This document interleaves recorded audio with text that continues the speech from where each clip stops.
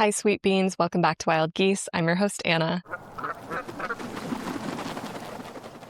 Today, I want to talk a little bit about my current writing practice because I've been using it in a couple different ways.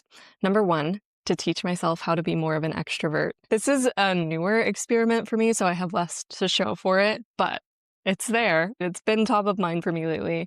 And also just to enchant the world around me. There's this quote by Catherine May from the book Enchantment, Awakening Wonder in an Anxious Age, and it says, "Enchantment is small wonder magnified through meaning, fascination caught in the web of fable and memory. It relies on small doses of awe, almost homeopathic, those quiet traces of fascination that are found only when we look for them. It is the sense that we are joined together in one continuous thread of existence with the elements constituting this earth, and that there is a potency trapped in this interconnection, a tingle on the border of our perception." And I had a moment in the park the other day that I'll talk about more in a second, but because I was writing, I stumbled upon this synchronicity that made me feel so connected in the world. And I don't know that I would have noticed it if I hadn't been writing. And it just left me feeling so enchanted. Enchanted is really the best word that I can think of for it. And I went home and I saw this question in my inbox from a listener. It says, "I feel as if I have grown to rely on my sadness to inspire creativity. It seems like I write my best work when I'm at my lowest, and I don't know how to move past that. I think it's a bit of a self-perpetuating cycle too, because romanticizing all the bullshit makes me appreciate it and wallow in it more. I've started making strides towards being a better version of myself, and I think this is a big aspect that I'm still struggling with.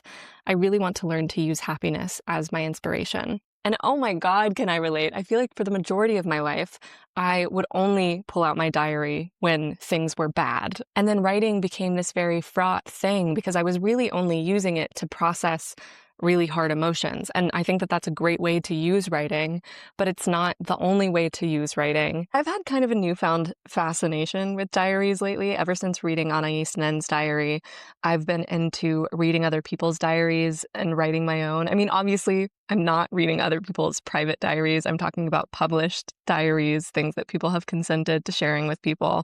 Like the other day, I spent an entire day, I'm actually not kidding, reading Dia Lupo's journal entries over on Substack. And I think what's kind of intoxicating about it to me is not even that it's romanticizing the mundane, but that it cares about the mundane. Hearing people's specific and winding observations through their days that don't feel the need to wrap it up in a bow with a neat and tidy moral of the story is so refreshing to me. And all of this is reminding me of this quote from an interview with Richard Seikin, where he says, "Curiosity is fundamental, always has been, and always will be. We think art comes from trauma because we're most curious when we're devastated or in danger, and we're curious for an answer. You can be desperately curious. It doesn't have to be a mild feeling. Some people say they can't write when they're happy. That's because they write pain out of habit. They just aren't curious about joy. Joy can be just as intense, profound, and even terrifying. Recovery is a side effect of curiosity. Knowledge is a side effect of curiosity. The opposite of curiosity is an insularity that leads to self-isolation and a solitary death." Okay, Richard Seikin. But I remember reading this months ago, and I was stopped in my tracks by this idea that people aren't curious about joy. Joy and happiness is kind of treated as this destination and this fact, when it's actually something that comes and goes and can feel very mysterious and serendipitous, but you have to be curious enough about it to soak up those layers. So I've taken up diary writing again, and this time I feel like it's become a practice that sticks with me even when things aren't heavy. It's no longer that kind of thing where you're only picking it up when things get bad. And I think it's because I've given myself a little bit of a landing strip or a takeoff strip, I don't know, through practices like digital gardening and poetry watching. I've talked about both of those things quite a bit, but I'll do a little summary of what that is. But I think both of those practices helped me get to a point where curiosity was more of a habit. And now that curiosity is more like a daily habit, I feel like I'm doing less waiting around for a good story. Like Rain Fisher Kwan has this line in the essay titled Against Narrative that says, quote, "Some people spend their whole lives looking for a good story," end quote. And I think we often put off writing until we feel like there's something to triumph over. And quick note that apparently a lot of you feel like you're ready to make a career pivot part of your story soon. On my episode about becoming the creative director of your career, I got a lot of comments and emails from people saying that they were looking to switch things up, leave their 9 to 5, all that good stuff. And that's why I'm partnering with Southern New Hampshire University on today's episode. I've been there. I was working in corporate project management a few years ago, and I knew I didn't want to move up. I didn't care about what I was doing. Now, a few years away from that, I really love what I do, and I believe that everyone deserves to experience that. SNHU is one of the largest accredited universities in the country with over 200 degree programs, many online, and everything's built around flexibility. SNHU is actually built for people who are working full-time and know that they want more, or they want to move into a different industry. It's never too late to take your desires seriously. You just need comprehensive guidance that actually works with your current circumstances. What I really love about SNHU is that a lot of the barriers to entry that exist in other institutions are knocked down. They have some of the most affordable online tuition rates in the nation, and their programs are extremely flexible. There are no set class times, so you can work where and when you want. I've personally been really yearning for a mentor in my writing practice, and SNHU's MFA in creative writing would not only give me that mentorship, but it would also leave me with a better understanding of the business of writing. I just think these classes are actually structured in a way that takes all of the chaos of an adult's real life into account. So whether you're looking to earn an MFA or your Bachelor of Science in Nursing, you can go to snhu.edu/Anna Howard to explore over 200 degree programs and find your path forward. When I started to take notes in Digital Garden, it was kind of this question of like, well, what happens if I stop waiting for a good story and start to become just really devoted to what's right in front of me? And it's been like this progression from digital gardening to poetry watching to diary writing, and they're little practices that I can dip into, and they all have their time and place, and they all serve slightly different purposes and open slightly different doors for me. So I want to talk about them in more detail. I'm just going to quickly glaze over digital gardening because it's something I've talked about in detail, but I do want to credit it as the thing that got me back into writing as an adult outside of school. So if you haven't watched my digital gardening episodes, you can get a full breakdown of what that even means over on those episodes. I'll have them linked in the episode description. But basically, it's any time that you are consuming anything, whether it's movies, TV shows, social media, a book, whatever, anything interesting to you, you're taking notes on that. You're not only taking notes on the source material, but you're also pulling out your own little like decontextualized thoughts on the material so that you're bringing yourself into the conversation of the things that you are consuming. I felt like I needed to start there for myself because I was in such a daze of consumption. I wasn't even super sure what my thoughts on anything were because I was like, I don't know, going to the comment sections first to see what other people's opinions on things were.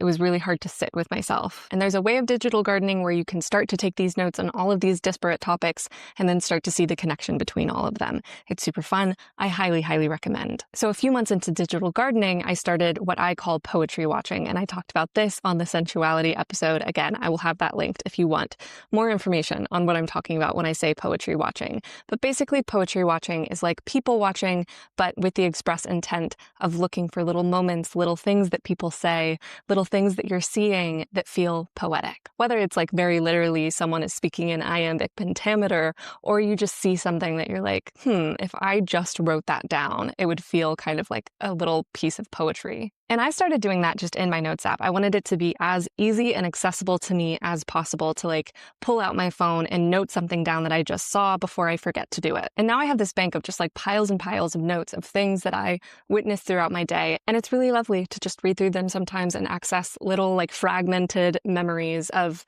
days that I would have maybe forgotten. You know, like there are so many days in our lives that are just like completely gone after you experience them. And that's fine. That's like a function of life. Like I think that we're meant to forget a good bit of life. I think it would be kind of maddening if we remembered every face that we've ever seen on the subway, but it's really kind of lovely and magical to have like a doorway back into little moments in your life.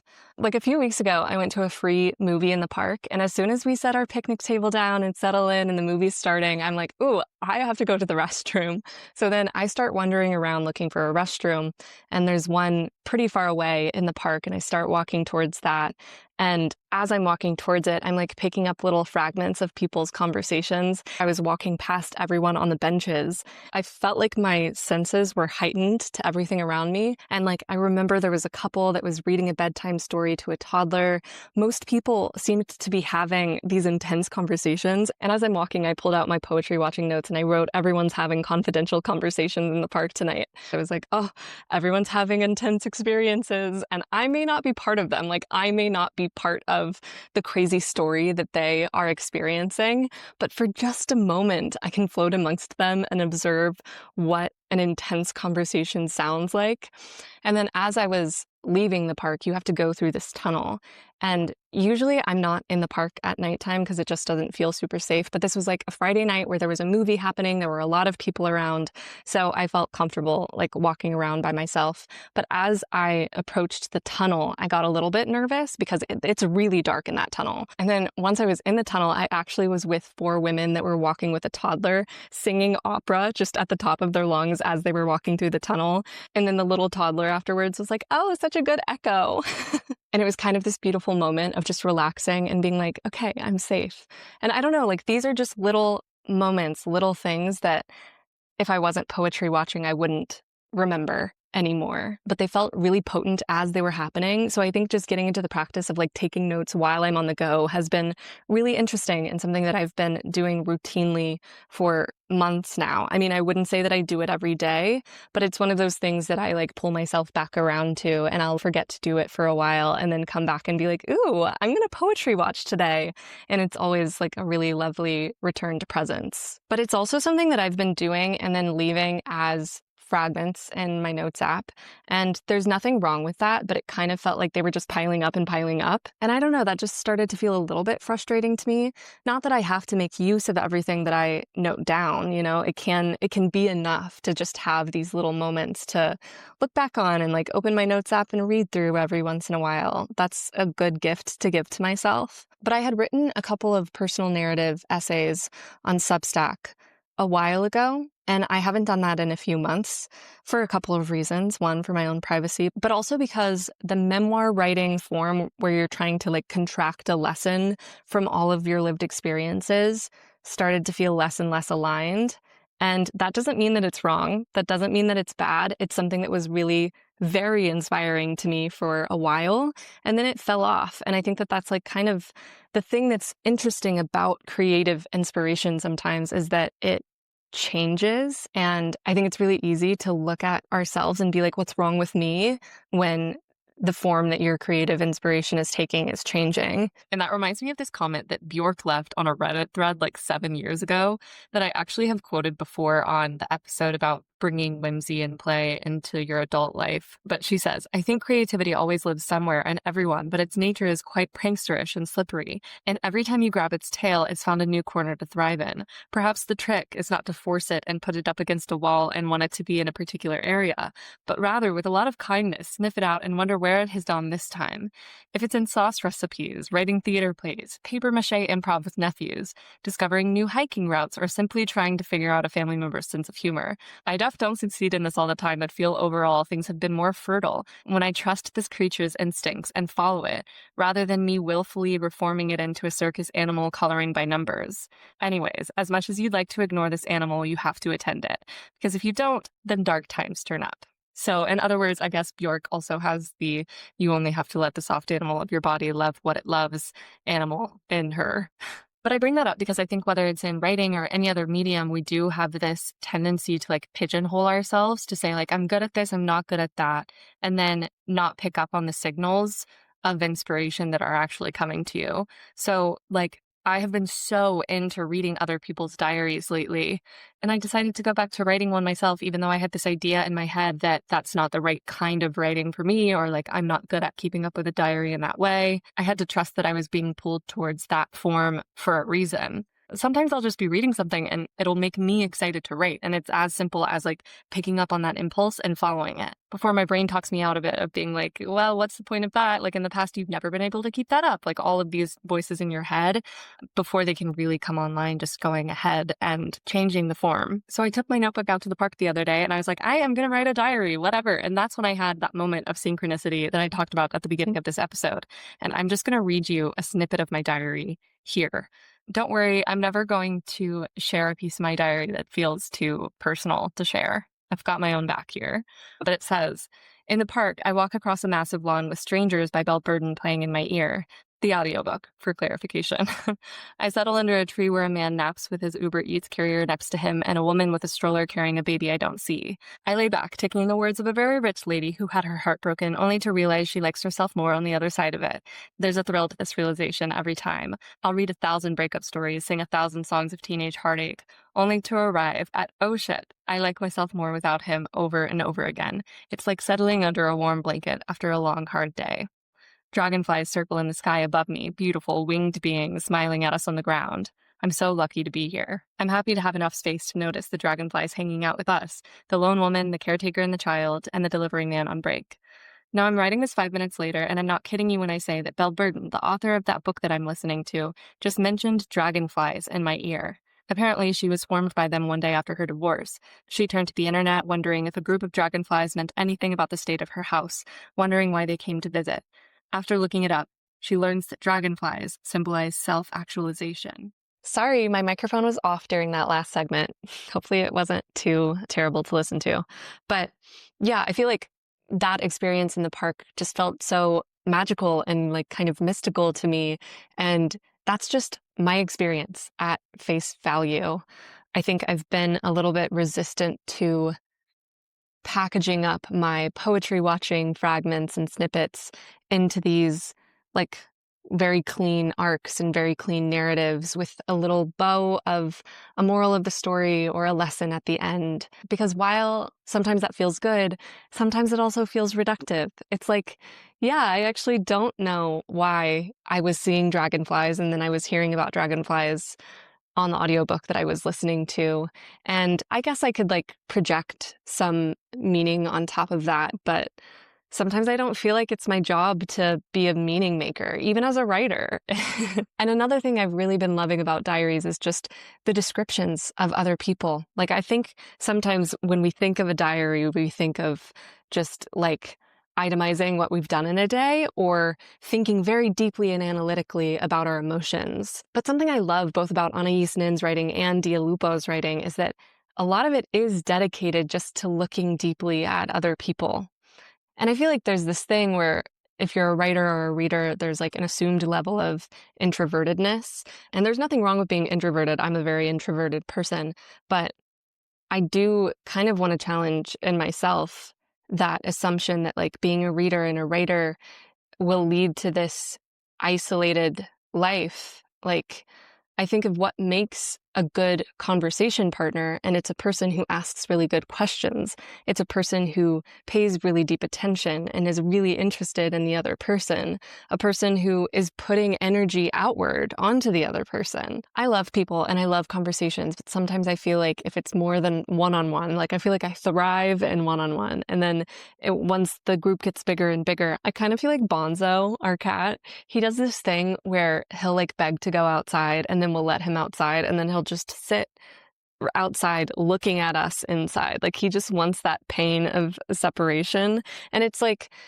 I feel like I'm kind of like that, where it's like, I love to listen to other people talk. I love to poetry watch and like pick up little snippets of other people's conversation. I love to talk to one person one-on-one. And then once the group gets bigger and bigger, the quieter I get, the less I'm participating, the more I feel like I'm getting overstimulated and dulling my own senses.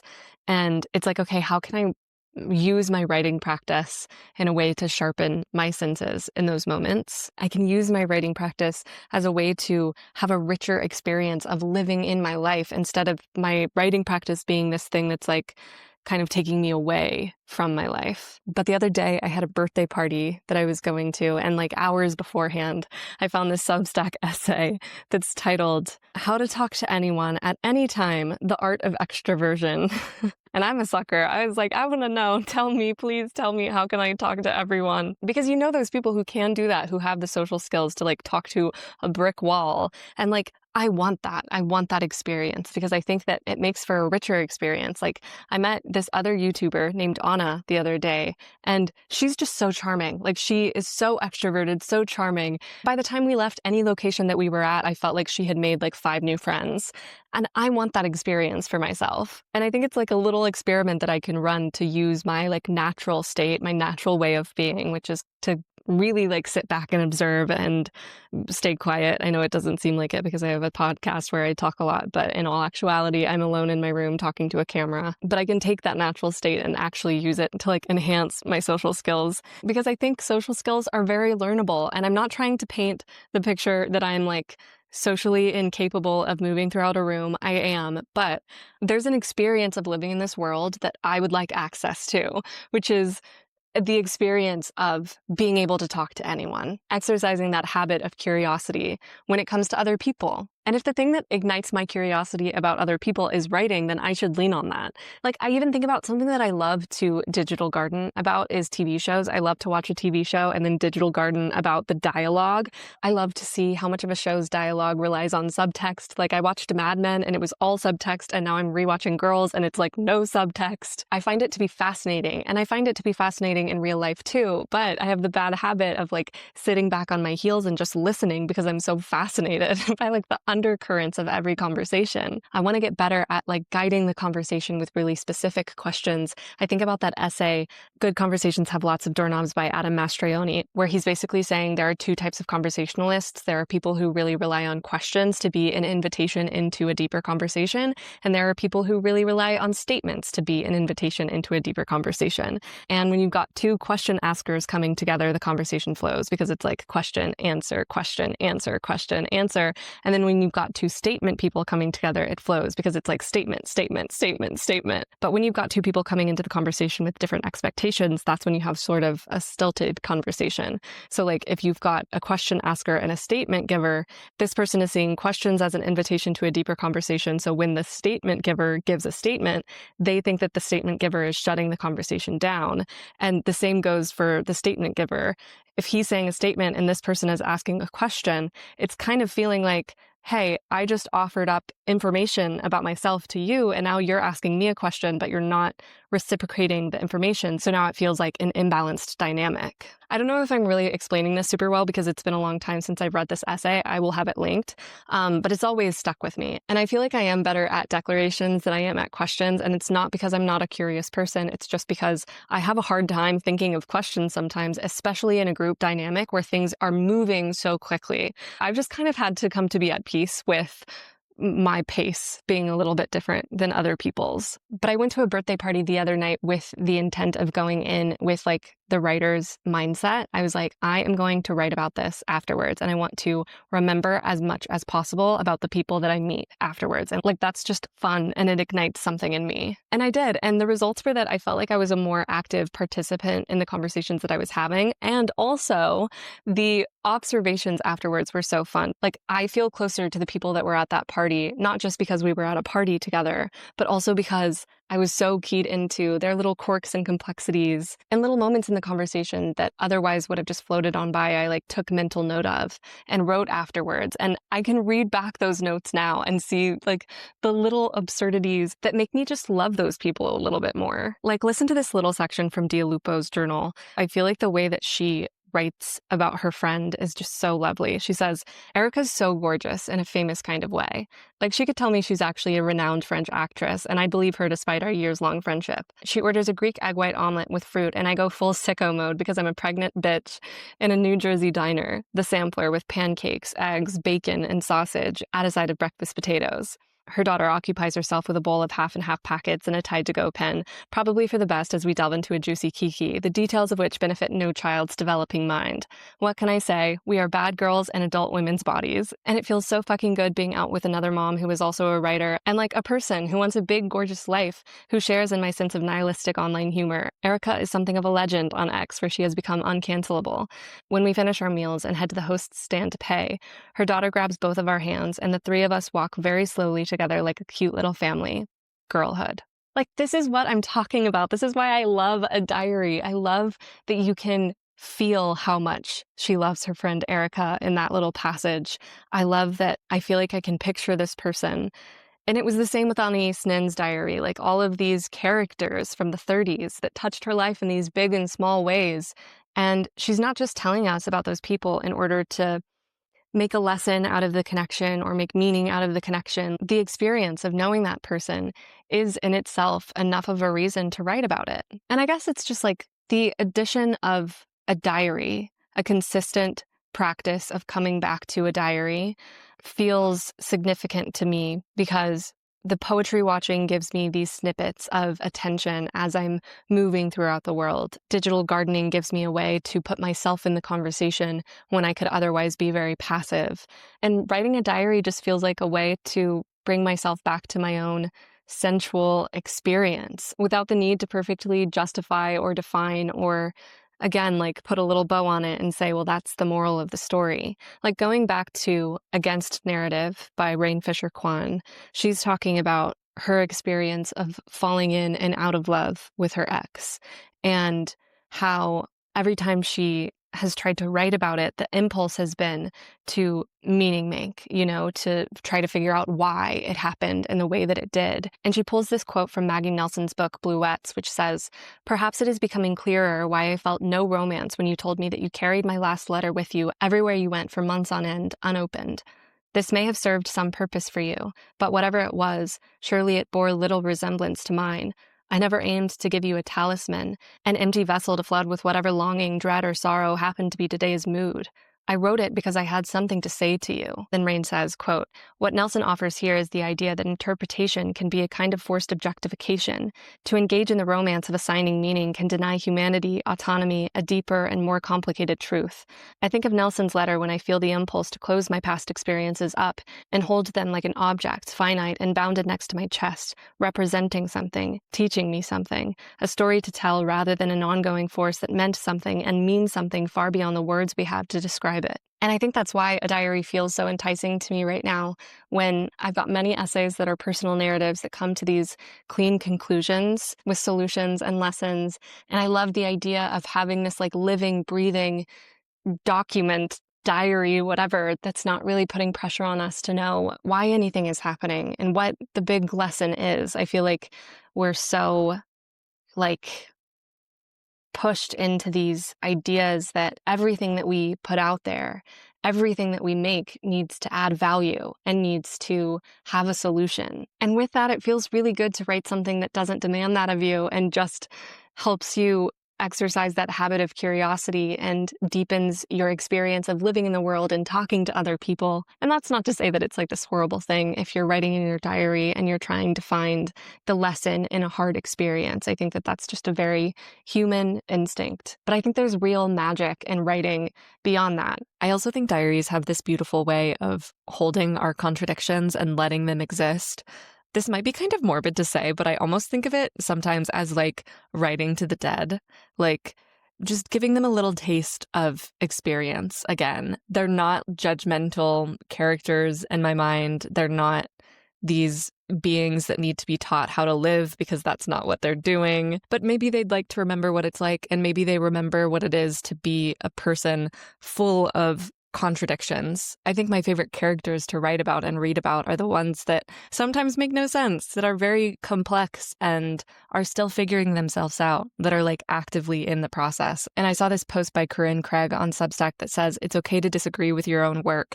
Every draft gets you closer to discovering what it is you actually believe. Writing is about exploring, not arriving. Let yourself be unfinished." And I think that's exactly what a diary has been for me, is permission to be unfinished. When I'm writing essays or reading books, there's obviously the expectation that we're going to come to a conclusion. And I like that diaries come without that expectation. Also, if you're anything like me and you love the feeling of writing notes on your iPad, I have a 25% off link in the episode description for Notability, which is the app that I use for all of my electronic diary entries. I know that none of this is new. I know that people have been writing in diaries for a very, very long time. This is not a new solution or lesson or whatever.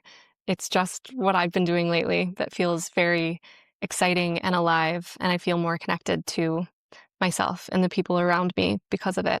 And I think that's all I have for you today. I'll talk to you in 2 weeks. Bye.